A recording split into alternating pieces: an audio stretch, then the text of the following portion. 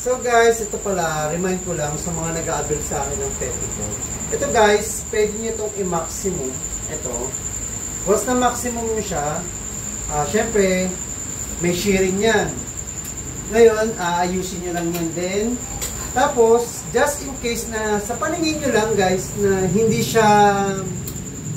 maganda yung shape niya, pwede nyo bawasan yung ganitong top layer. Sa umpisa, isagad nyo muna. And then, ito, isagad nyo din. And then, isagad nyo din. And then, ito, isagad nyo din. Tapos, babalik kayo sa pinaka-top. Aayusin nyo na lang guys yung tamang slanting. Kasi pag ito nasa maniking pad, parang kala nyo flat to. Pero pag suot na to ng tao, nagiging patulis na siya. So, papakita ko sa inyo guys. Bali guys, na sa inyo nakasalalay yung itong top. Depende sa required na kung gano'n yung gusto nyo yung maganda. Ako kasi parang ganito, maganda na yung slanting niya. Pag dilagay ng gown, maganda na siya. So, pag susutin ko na siya, nagiging patulis siya. Nagiging mas maganda.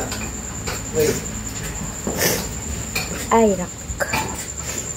Papakita ko sa inyo guys, kung ano yung magiging itsura niya kapag suot na siya ng tao.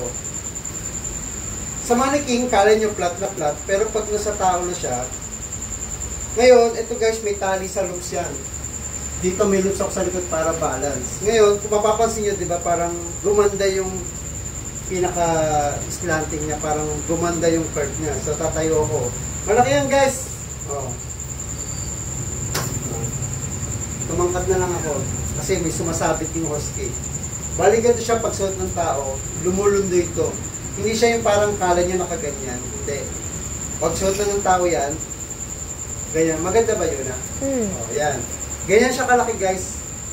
Malaki ito sa actual pag nakita nyo. So, yun lang, guys. Another tip for today. Bye-bye!